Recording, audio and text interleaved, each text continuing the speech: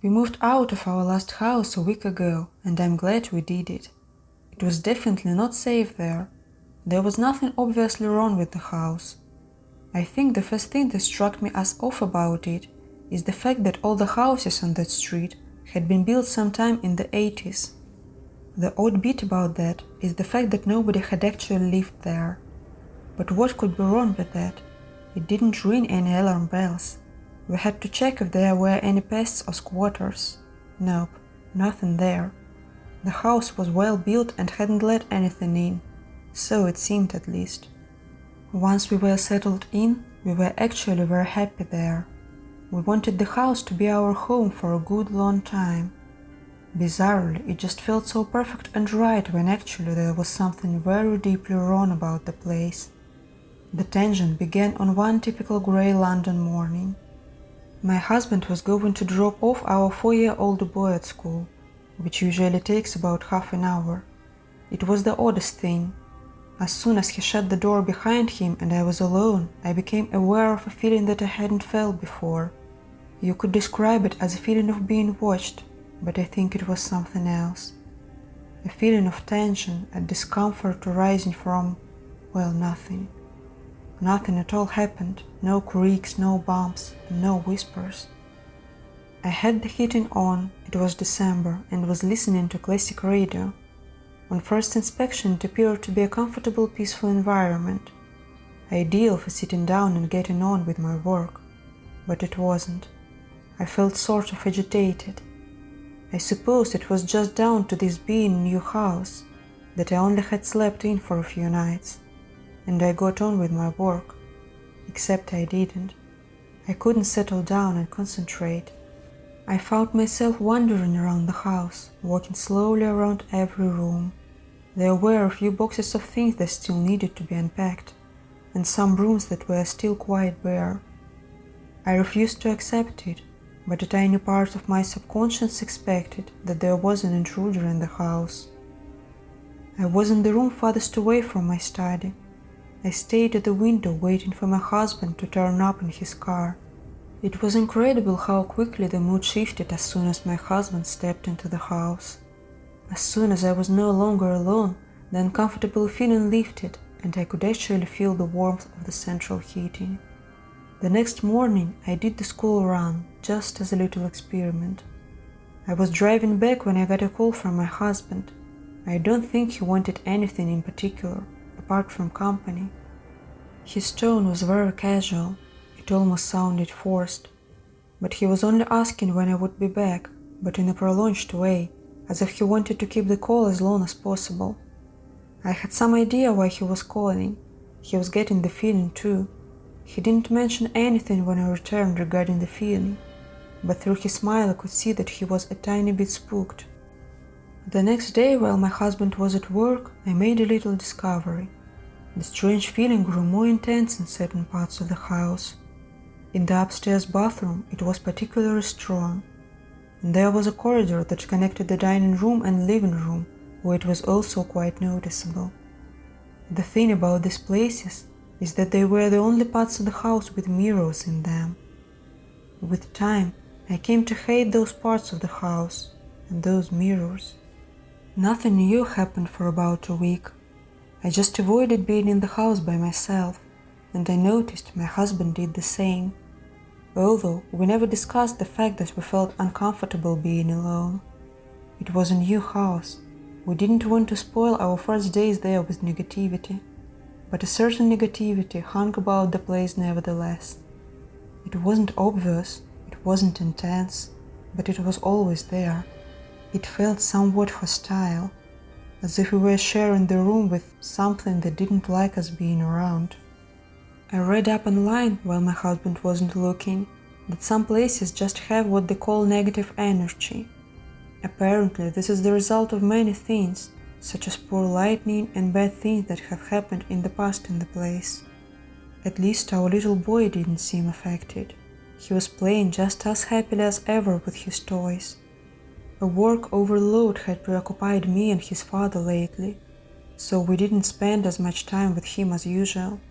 He didn't seem to mind. He even managed to invent an imaginary friend to play with. There was this one night, however, when I came home from work late to find my son in bed and my husband waiting for me in the living room. As soon as I came through the front door, I was greeted with a thick, heavy presence. It gave me a bad feeling immediately. I knew at once that something wasn't right, and yet everything seemed fine. We both joined our son upstairs to sleep, and soon enough we had both dozed off, except I was suddenly disturbed from my sleep. It was nothing unnatural, in fact. It was the very call of nature that woke me up. I got up and put on my slippers and nightgown. It was absolutely freezing, a winter's night, but when I stepped into the bathroom, I was shocked by how cold it was. It wasn't safe how chilly it was in there. I looked at myself in the mirror for a bit. That mirror was giving me a bad feeling.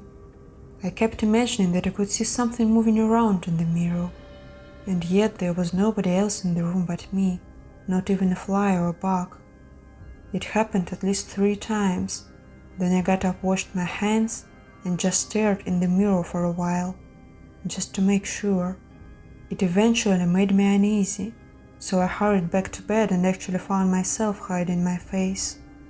I think I saw something moving in the mirror again the next night, and the next. I think I even saw a face in the downstairs hallway mirror as I walked past for a split second. Of course, I knew it was only my imagination. Definitely just a side effect of all negative energy in the place. It was getting more irritating than frightening. So I decided to ring up one of those priests, those spiritual swords who know how to brighten up places with negative energy in them. She turned up while our son was at school, a frail old Japanese woman who must have been 80 years old at least. Her son dropped her off, since she was very weak and unable to walk the distance. Anyway, she came in smiling faintly and telling us in broken English that she would take a walk around the house to get used to it. The spiritual woman came downstairs after about 10 minutes. In spite of how bony and old she was, she made the place feel very secure and comfortable. I almost wanted her to stay with us, so that we could be assured that we would have no negative energy. But something happened that made us wonder if it really was negative energies making our house the way it was. Anyway, she came into the living room and told us that she had burned incense in some of the rooms, and that she was going to go over the rooms again, just to clear out any remaining negativity. But then she suddenly went stiff, and her quivering smile became a screwed-up skull. Her watery eyes hardened. We thought that she was having a stroke and reached for the telephone to call an ambulance. Turns out she was fine. She told us not to touch anything or move. "You know, leave this house." The old woman grabbed my husband by the shoulders and shook him firmly. "Why not?" I asked. "Man in the walls," she shrieked. "There is man live in the walls. Bad man." The old woman hurried through the hallway and without even putting her shoes on, stepped outside the house and told us to come out with her. She called her son to pick her up. We waited with her outside. I can swear that when I went inside to fetch the chair, I was not only one in that house. I cursed the old woman for making me so nervous. I was hearing whispers all over the house now. Her son picked her up, and when he saw her in a nervous state, he gave me and my husband an unfriendly look before driving away. The phrase stuck with me. Man in the walls. I even admit I put my ear to the wall to see if I would hear anything. Nothing. We were more uneasy now than we had been before the spiritual had come. The tension gathered all day until at bedtime, and the house felt unnaturally dark. As I was slipping into bed, relieved that the day was over, a cry from my husband got me out of bed. He rushed into the bedroom with a look of utter horror on his face. "Man in the mirror," he screamed. Man in the mirror." He was genuinely terrified. "Where?" "Bathroom. I saw it, I tell you." I had to believe him.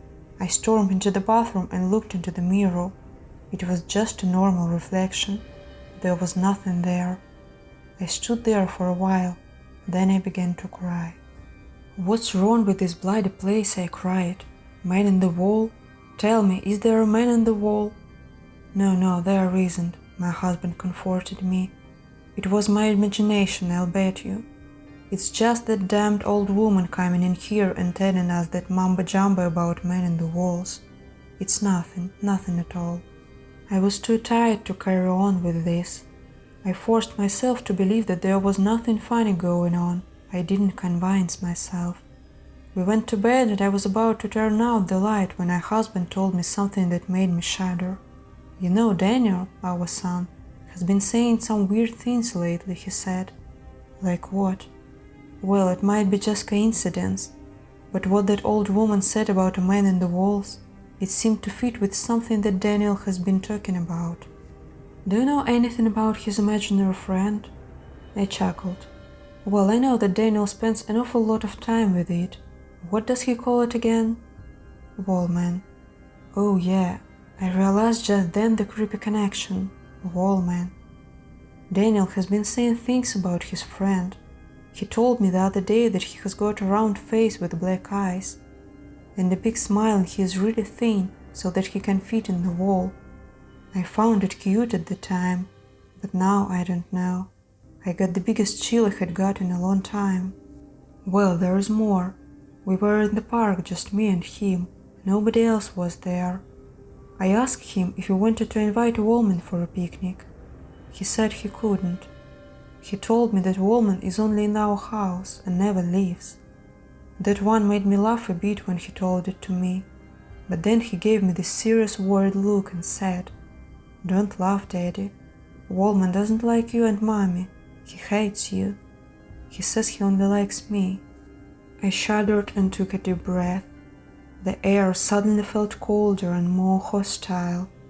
"You know," I said to my husband after a period of silence, "I really do think we should move out. I don't know if it's just a bad feeling I get about this place, or if maybe that old Japanese woman was right. This stuff is creeping me out. I don't think I can sleep now. I don't feel safe." Nevertheless, we both managed to sleep after a bit more conversation on where we could move to. I had dreams. They were mostly just plain random dreams, but one thing stuck out as different. I dreamt I came home to find the house empty. I called to see if anyone was home and turned on a few lights. I noticed very vividly that there was somebody standing in the living room.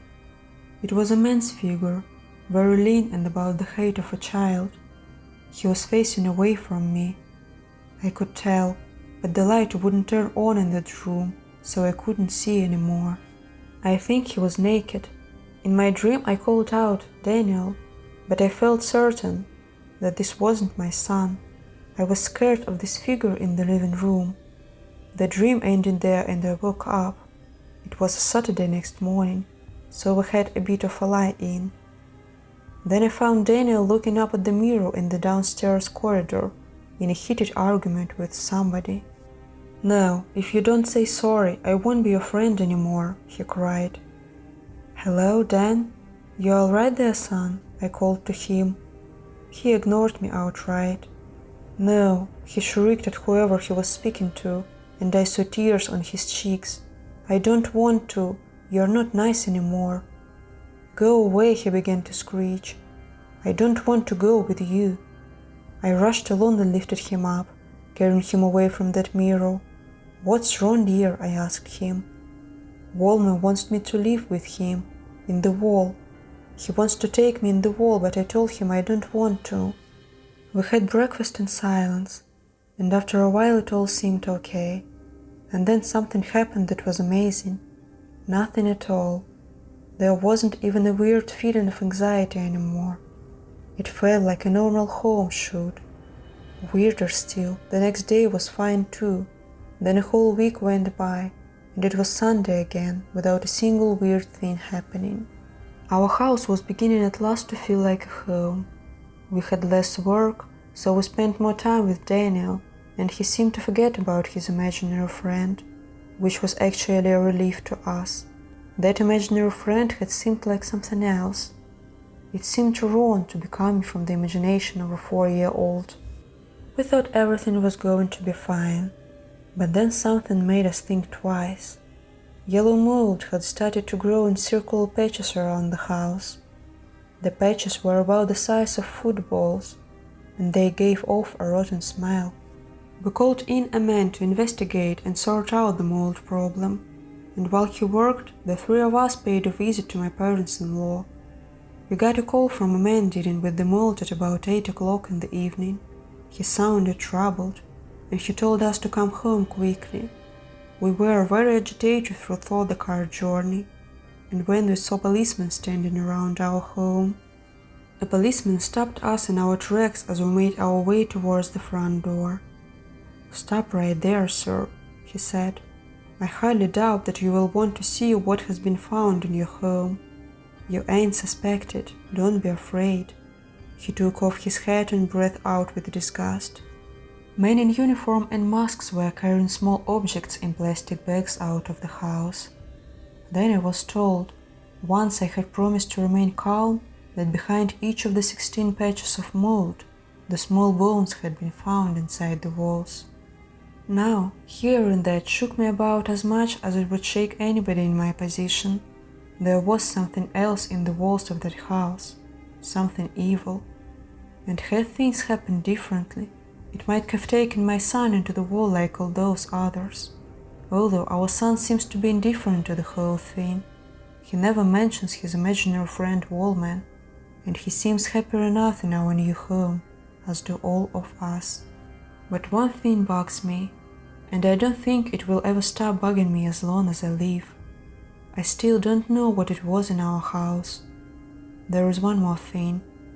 A few days after he made his dreadful discovery, the mold specialist arranged to meet me at his workplace.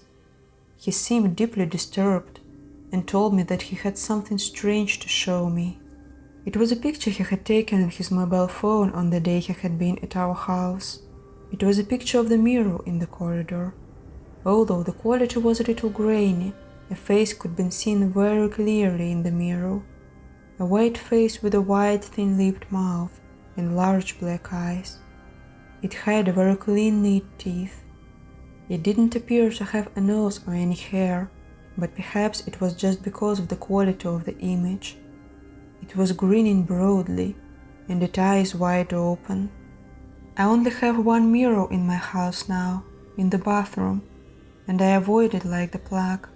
And sometimes, only sometimes when I'm alone at home and it is quiet, I press my ear to the wall and listen carefully. Then I look into my mirror for a while, just to make sure there isn't anything else in there.